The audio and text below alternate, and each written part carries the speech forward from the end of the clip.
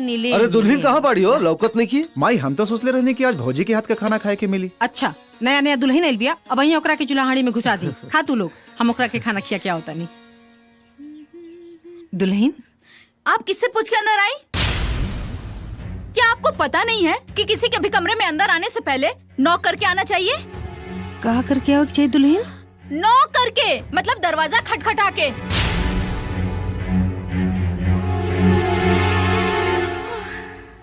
माफ करा दुल्हन, रोज आवे जाए का आदत रहल, यही से ना बुझाइल। आगे से दरवाजा खटखटा के आई। खाना रख दीजिए, खा लूंगी।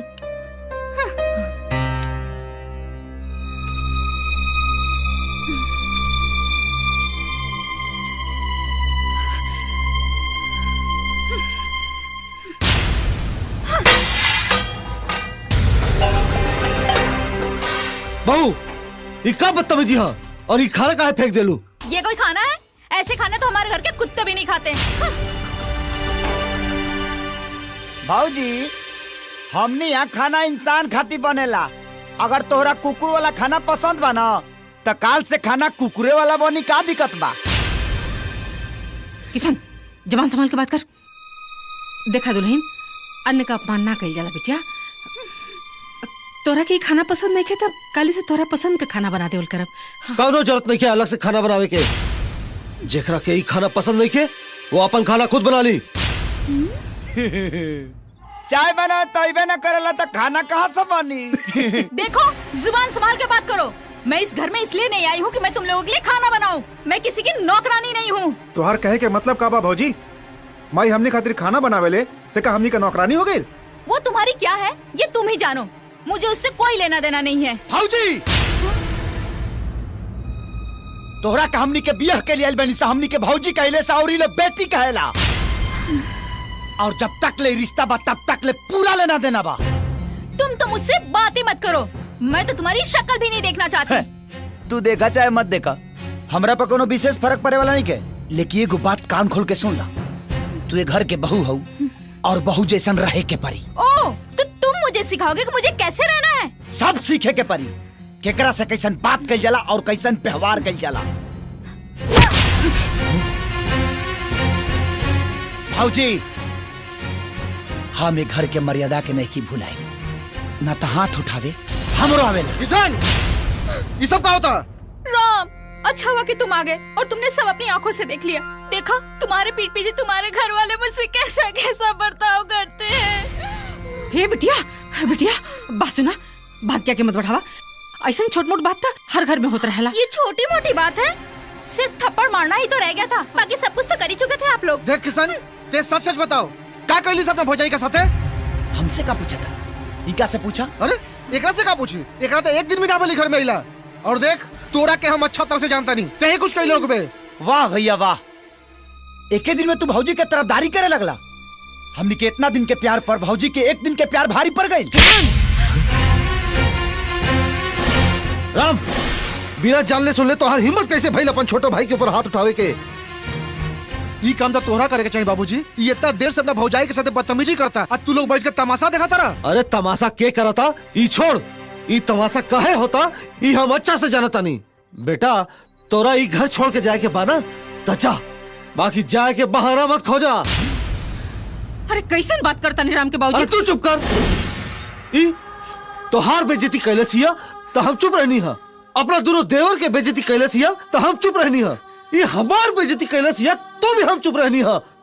अरे बिना गलती के अपन छोट भाई के ऊपर हाथ उठावले ये हम बर्दाश्त नहीं कर सकत। बेटा, तोरा रात के बात याद बानू कि तू हमरा से का बोलला कि तोहार ससुर तोहरा के घर जमाई बनावल चाहता रहे, तो हम तोहरा से का पूछनी? तू का जवाब देला? तो तू कहला कि बाबूजी से पूछ के बताए। अरे हमरा के तो तभी पता चल गई कि तोहार मन में खोट बा, ना तो तोरा बाबूजी के आड़ के जरूरत ना पड़ी। अरे तू तो खुद सीधा जवाब दे सकत रहला, पर ना ठीक बा, तोहरा जाए के बा ना प्रेम से जा, पर हमारे एक बात याद रखिया, घर जमाई की हालत धोबी के कुत्ता से भी बदतर होला। अब तो इन्होंने तुम्हें कुत्ता भी कह दिया, फिर भी तुम यहाँ खड़े हो। न जाने कैसे मर्द हो। पायल, दुल्हन पायल पायल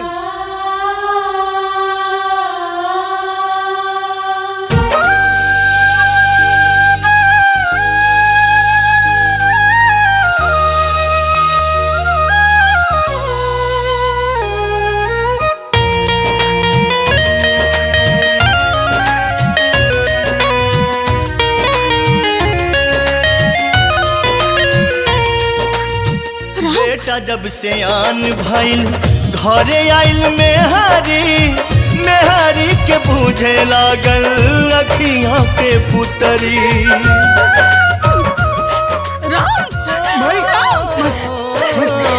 मेहंदी महावर के छूटल नाही रंग हो, घरे में पतोहिया मचावे लागल जंग हो।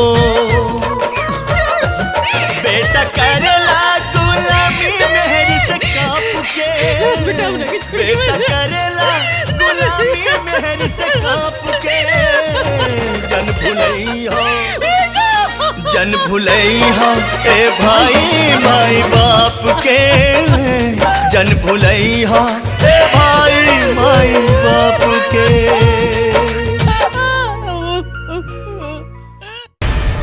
बाबूजी और माइक कहूँ बाड़ी रे। बाबूजी बाबूजी चल हट।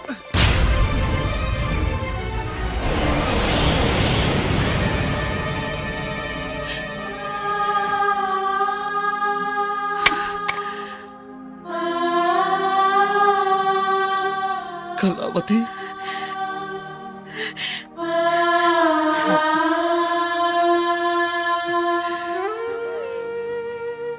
कहा रे सोना, जवान भाई तोहरा के अपना कोख से जन्म देलस, वही के घर के नौकरानी बना देले। बाबूजी तू हमरा के गलत समझता रहा। हम तो तोहर पोती के देखभाल करे खातिर माई के बुलौले रहनी। बाबूजी चुप रह, अब तू हमरा के सिखाइबे। अरे चल, तोर माई 3 लड़का के जन्म देके अकेला पाल पोस के सियान कैली। अरे कबू बुलौली अपना माई के, और तय एगो लड़की पैदा करके गांव से अपन माई के बुला के नौकरानी बना दे। अरे लड़का पाले पोसे के बेवत नहीं के तो पैदा कहाँ कर ले रे? बाबूजी मर गए ले तोर बाबूजी। चल जा अपन माई के सामान लेके आ। बाबूजी हमारी बात तो सुन ली। ए, चल तोर सामान कहाँ बा? चल चल।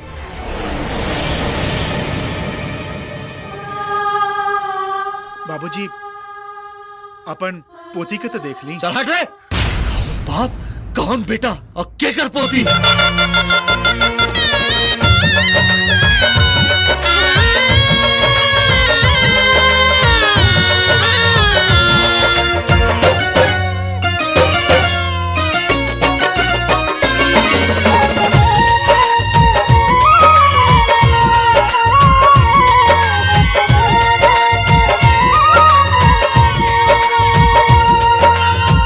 बेटा होला मूल धन, पोता पोत ब्याज हो, हर मजबूरी सब छूटत बाटे आज हो।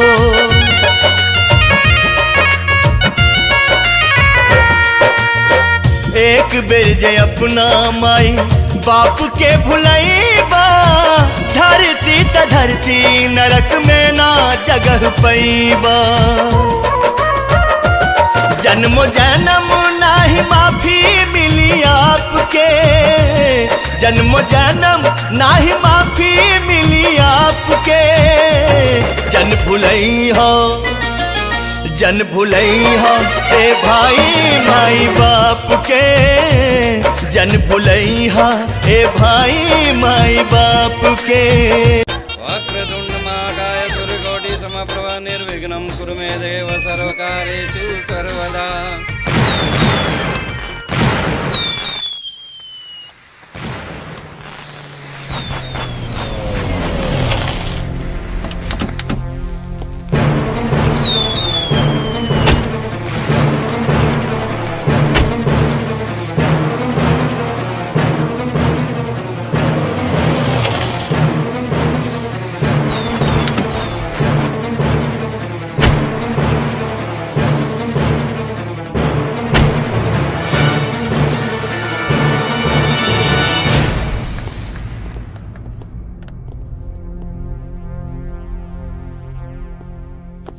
रुक जा लोग।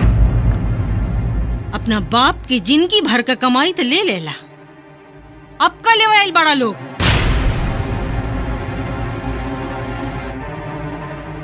ये घर का सुख शांति और मान मर्यादा कुल तो पहलवे बेच के खा गए बड़ा लोग, हपका बेचे आइल बड़ा।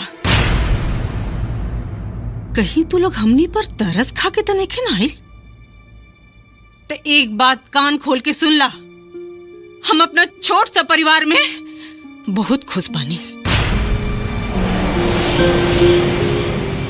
इहो हो सकता कि तू लोग अपना गलती पर पछता के ये घर में वापस रहे खातिर आयल होकबा,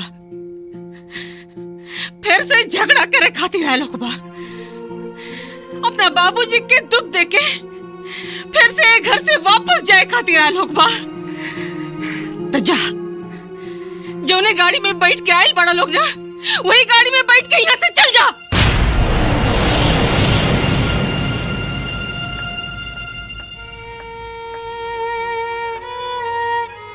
दीदी, रहुआ लोग अंदर चली ना, हम हाथ जोड़तानी, चली ना। शायद रहुआ लोग माँ जी के बात से डरातानी। माँ जी रहुआ लोग से नाराज नहीं की, अरे वो तो अपना बेटा लोग से नाराज बानी। उहाँ लोग के अंदर आवे से मना कैले बानी, रहुआ लोग के ना। अरे रहुआ लोग तो ये घर के बहू बानी, रहुआ लोग के पूरा अधिकार बा ये घर पर। रहुआ लोग के रोक सकता ये घर में अंदर आवे से? चली ना दीदी, आई ना, चली लोग। दी हमरा के, ए बेटा आवा आवा हमरा लगे, आवा बेटा आवा। चली ना दीदी, आई।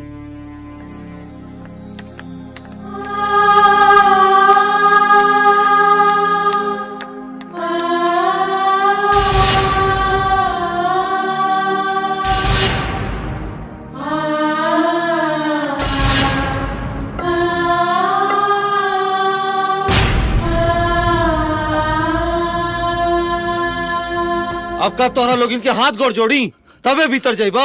बाबूजी हमने के माफ कर दी बाबूजी, हमने के माफ कर दी बाबूजी। हमने के एहसास हो गए कि माँ बाप के चरण में ही दुनिया के हर धाम और स्वर्ग बा। हाँ बाबूजी, हमने के बुझा गए कि अपना परिवार से बढ़ के दुनिया में कोनो सुख ना होला बाबूजी। हमने के माफ कर दी बाबूजी, माफ कर दी। अरे किशन के माई, पूजा पाठ के तैयारी करा, हम लइकन खातिर पड़ाका लेके आवता नहीं। का माई? लाउड स्पीकर में चिल्लाई तब तोरा सुनाई? हाँ, छोटकी के चाय देवे गए रहने।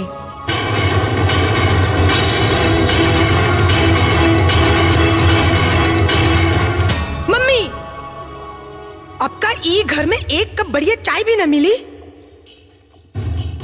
सवेरे सवेरे मूड खराब हो गई। देख ले, तोरा से को काम ढंग से नहीं किया होत। हम फिर से बना देता नहीं। कोनो जरूरत नहीं के, जैसे ते मनहूस वैसे तोर काम मनहूस। ले अच्छा तो हम घर में नौकर रख लेती। माई तो मर गई, बाकी छोड़ गई विपत हमर कलेजा डाले खातिर। हर हर महादेव जजमान जी। प्रणाम पंडित जी। सदा सुखी रही। का देखता रे? हमरा के खोइबे तबे जेबे का? जो पंडित जी खातिर पानी लेके आओ। ठीक बा माई। आए पंडित जी। हाँ। बैठी और बताई, हमारे स्टैंडर्ड लायक आपके कोनो रिश्ता नजर में आयल? देखी, जोड़ी तो भगवान बनावे ले। आई मंगल पंडित दूगो परिवार के मिलावे ले। दोनों बचियन के फोटो आज दी, अकाले सगुन के डेट ली। देखी पंडित जी, बड़की खाती तो भिखारी भी चली, बाकी हमार स्वीटी खातिर हमरा राजकुमार ही चाहिए। आहा, वाह, का उत्तम विचार बा, बहुत उत्तम बा।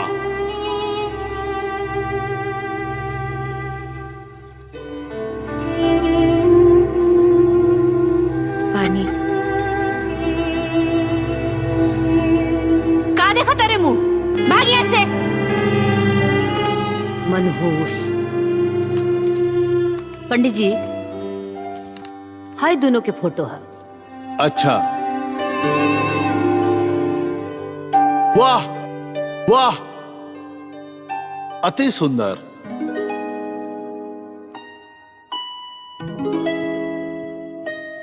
देखी तेज बाबू, यह दोनों बहनन के फोटो है। लड़की तो दोनों सुंदर बड़ी सब। हर हर महादेव। ला तू देखा का कहतारू। हाँ जी, फोटो तो बहुत सुंदर बा। तो काल है होने के जतरो बा, चल के लड़की देख ली। हाँ हाँ, काहे ना, काल है चल जाओ। हाँ हाँ, शुभ काम में देरी ना करे के चाहिए। तेज, आई माँ जी, बैठी।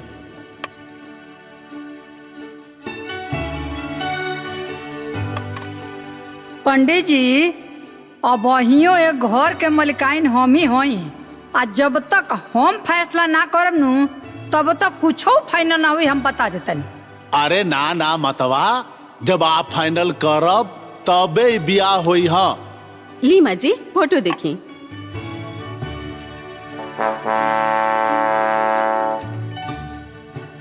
कारे ई खाली एक कागजवा पकड़ा दिल बड़सन का, एमे तो कुछ लौकते नहीं थे। दादी, पहले चश्मा तो लगा ली। अरे हाँ रे, का कहीं।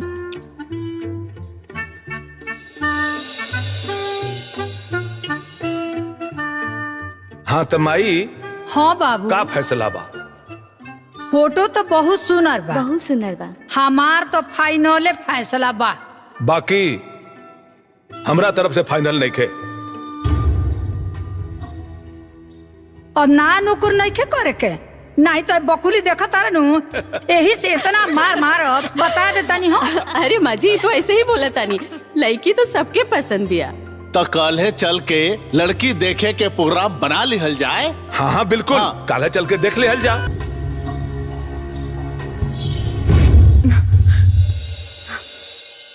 पंडित जी, ई के हो? यह ही है बड़की बेटी ना। जियत रहा बिटिया, खुश रहा।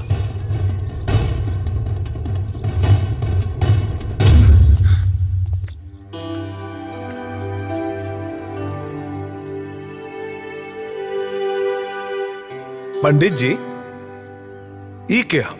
इहे के ना दोनों बेटिया है। रोआ जानता नहीं का? इनके हम कैसे भुलाए?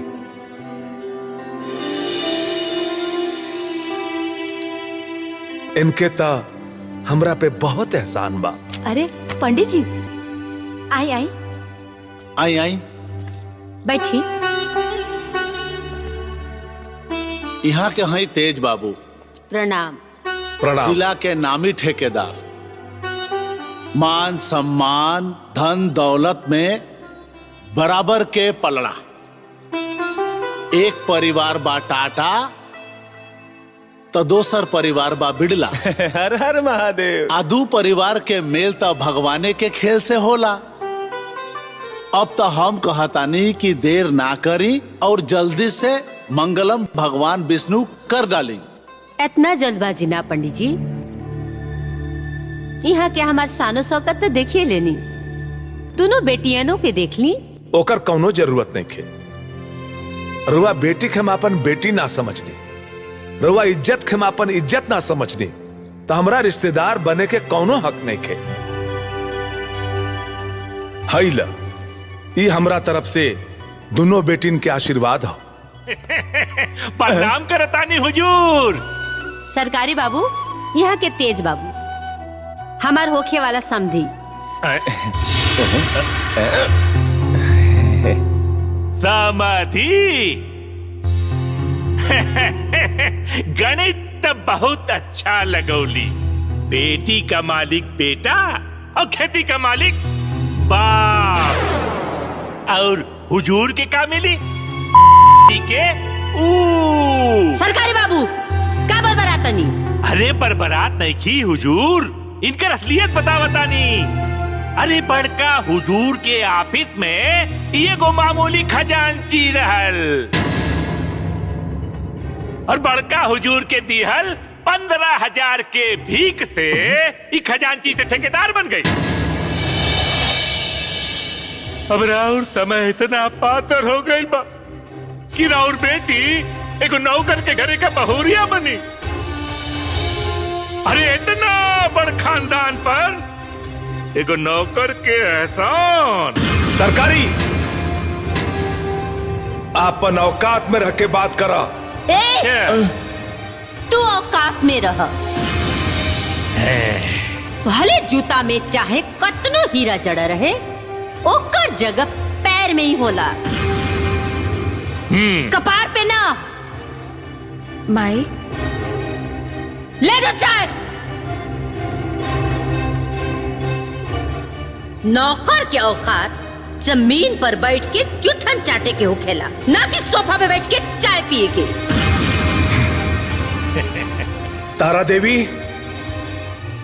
इतना घमंड ठीक नहीं खे। काहे से कि घमंड भगवान के ग्रास होला, और फिर इतिहास गवाह बा कि घमंड करे वालन के घमंड जरूर टूटेला, और तोहरो घमंड जरूर टूटी। के तूरी हमार घमंड, हमार